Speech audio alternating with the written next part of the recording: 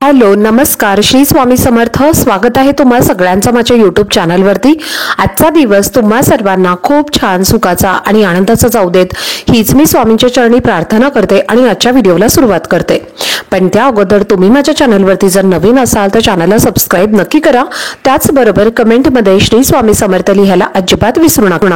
आपल्या हिंदू धर्मात एकादशी व्रताला विशेष महत्त्व आहे आणि हे व्रत व्यक्तीला मोक्ष प्राप्त करून देते। सर्वात पवित्र व्रतांपैकी एक व्रत म्हणून एकादशी मानली जाते। पंचांगानुसार वर्षभरात एकूण 24 एकादशी या साजऱ्या केल्या जातात आणि प्रत्येक एकादशी वेगवेगळ्या नावांनी ओळखली जाते। त्यानुसार 6 फेब्रुवारीला येणारी एकादशी ही षटतिला एकादशी म्हणून ओळखली जाते। षटतिला एकादशी तिथीची सुरुवात ही 5 फेब्रुवारी रोजी सायंकाळी 5:24 होणार आहे, तर एकादशीची समाप्ती ही 6 फेब्रुवारीला दुपारी 4:07 होईल। धार्मिक मान्यतेनुसार या दिवशी एकादशीचं व्रत अत्यंत भक्तिभावाने आणि समर्पणाने केले पाहिजे।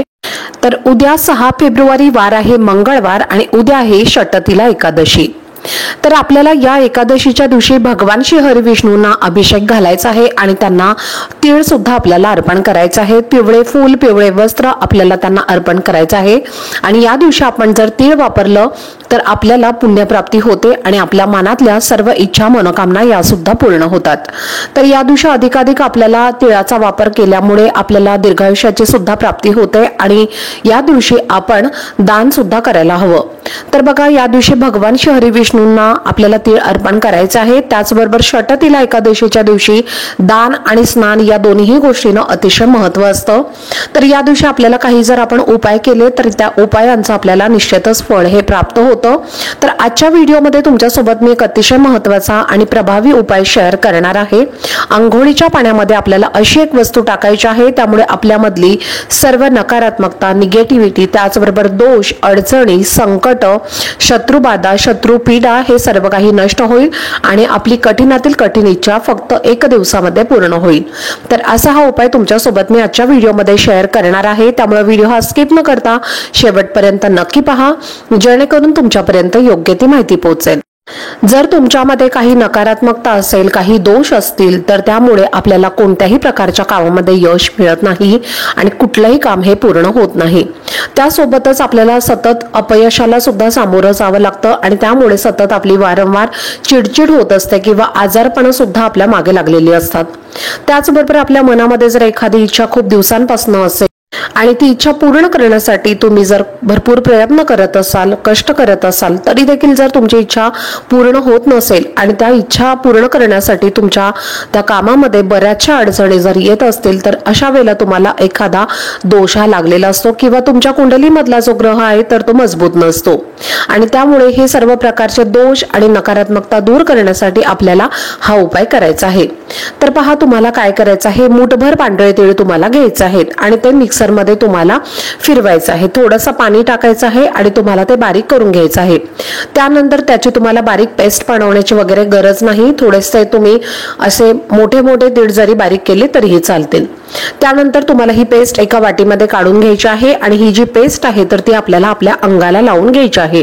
त्यानंतर काय करायचं आहे, एक बादलीमध्ये तुम्हाला अंघोळीचं पाणी काढायचं आहे आणि त्यामध्ये तुम्हाला थोडंसं गंगाजल टाकायचं आहे, कारण षटतिला एकादशीच्या दिवशी पवित्र गंगेवरती स्नान करण्याला अतिशय महत्त्व असतं। पण आता सर्वांनाच पवित्र गंगेवरती स्नान करणं हे शक्य नसतं, म्हणूनच आपल्या घरामध्ये आपल्याला आंघोळ करताना आपल्या अंघोळीच्या पाण्यामध्ये गंगाजल जे आहे तर ते टाकायचं आहे। तर पवित्र गंगेवरती स्नान केलं इतकंच पुण्य त्यामुळे आपल्याला मिळत असतं, म्हणून आपल्याला गंगाजल टाकायचं आहे। त्याबरोबरच गोमूत्र सुद्धा आपल्याला टाकायचं आहे, असेल तर तुम्ही टाकू शकता, नसेल तर स्किप केलं तरीही चालेल।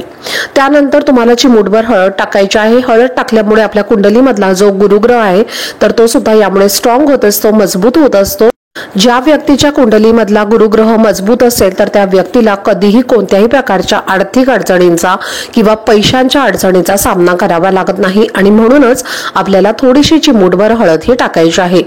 त्यानंतर आपल्यामध्ये असणारी नकारात्मकता वाईट शक्ती दूर करण्यासाठी आपल्याला चिमूटभर खडे मीठ टाकायचं आहे। त्यानंतर आपल्याला ते तिळाचं जे वाटण आहे तर ते आपल्याला लावायचं आहे आणि नंतर आपल्याला स्नान करायचं आहे। त्याचबरोबर अंघोळीच्या पाण्यामध्ये सुद्धा आपल्याला चिमूटभर तीळ टाकायचे आहेत आणि त्यानंतर आपल्याला अशा पद्धतीने अंघोळी करायची आहे। त्यामुळे आपल्यामध्ये असणारी सर्व प्रकारची पापं ही नष्ट होतात आणि भगवान श्री हरी विष्णूंचा आशीर्वाद सुद्धा आपल्याला प्राप्त होतो आणि त्यामुळे आपल्या सर्व इच्छा मनोकामना या सुद्धा पूर्ण होतात। त्याचबरोबर तुम्हाला जर तिळाचं उठणं लावणं शक्य नसेल तर मग थोडेसे पांढरे तीळ तुम्ही तुमच्या अंघोळीच्या पाण्यामध्ये टाकले तरीही चालतील।